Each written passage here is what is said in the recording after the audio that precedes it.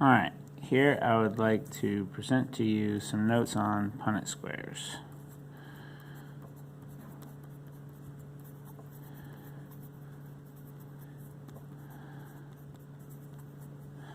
So the Punnett square is a tool that we use for simple genetics. It was invented by Reginald Punnett, and it helps us figure out, if we know the genotypes of both parents, what are the probabilities of the traits that the children could have. So for instance, say we have a female parent who is heterozygous for eye color. It means she has red eyes, but she actually has the dominant allele and the recessive allele. And say we have a male parent who is the same way. And we can make a handy-dandy little square, divide it into 4 boxes, and we can use this to show what are the different possibilities of alleles their children could get. One possibility is they could get the dominant from mom and the dominant from dad. I put that in the upper left corner here. Another possibility is they could get the dominant from dad, but the recessive from mom. And we put that in the upper right corner. Another possibility is they get the dominant from mom and the recessive from dad. We put that down here. And finally, they could get the recessive from mom and the recessive from dad. So if you look at this, you'll notice that there's 3 different potential genotypes they could have: dominant, dominant, dominant, recessive, recessive, recessive, and but only 2 different possible phenotypes, because all 3 of these make for the dominant phenotype, which is red eyes. So what we have is a 3-to-1 ratio of red eyes to gray eyes. Or another way you could state that is that the children have a 75% chance of being red and a 25% chance of being gray with their eyes.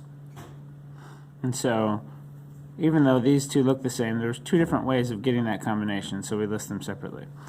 Alright, so if you have 2 heterozygous parents, there's a 75% chance of having the dominant trait and a 25% chance of having the recessive trait. Every time, as it turns out. What's another combination that we could see? Well, what if we had a mom who was homozygous recessive, 2 recessive alleles, and a dad who was homozygous dominant, 2 dominant alleles.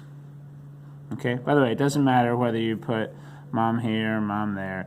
The 4 combinations are the same either way. They'll just be in different positions. So let's look at this.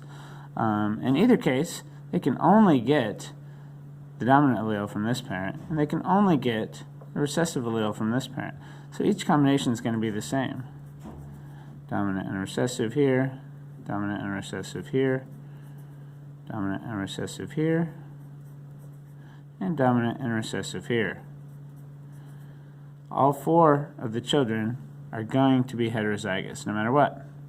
And so that is a 4-to-0 ratio of red to gray, or 100% red, 0% gray. So that's another combination that could happen. Well, let's look at another one that might be a little bit more interesting.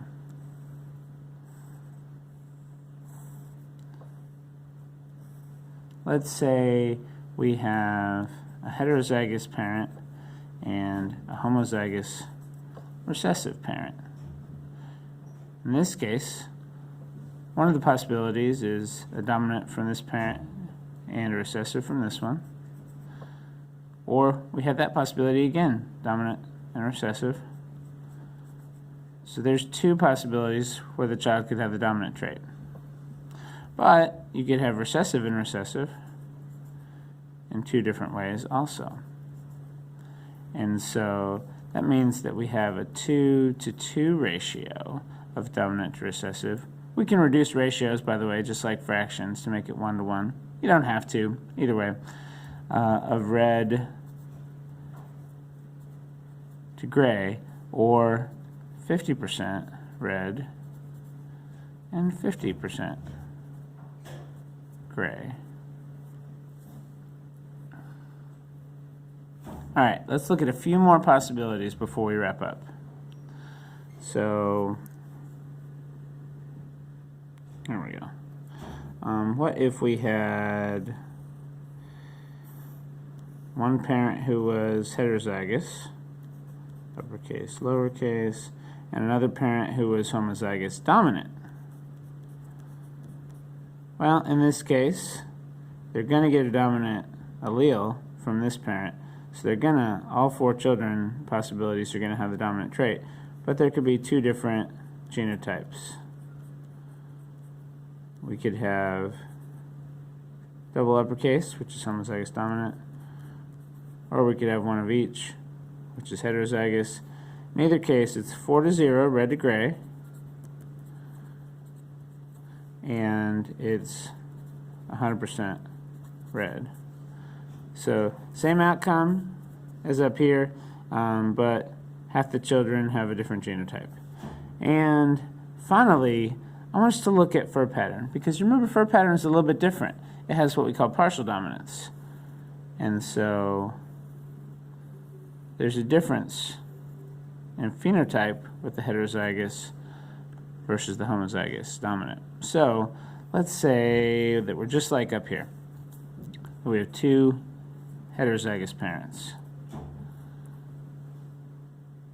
And one possibility is they could have a child that's homozygous dominant. That would make for a striped offspring.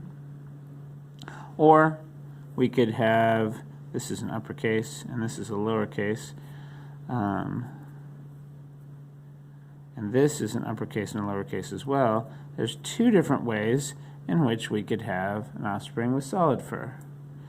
So we'll bring those 2 down here, and that'll be solid.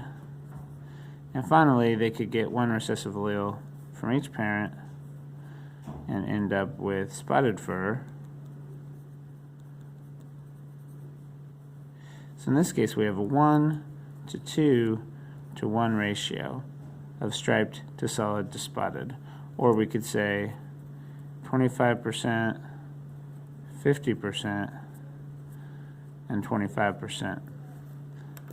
So when you have partial dominance, you have a different set of possibilities. Finally, there's a couple other Punnett squares we could do that we're not going to take the time to look at, but I'll just show them to you very quickly. That is where you have 2 homozygous parents that are the same, in which case all 4 offspring are going to be genetically identical each time. If they're both homozygous dominant, then all the children get 2 dominant alleles. If they're both homozygous recessive, all children get 2 recessive alleles, and we have a 4:0 or a 0:4 ratio. Hopefully this made some sense to you. If it didn't, ask your neighbor, ask your teacher, and you can figure it out. I know you can.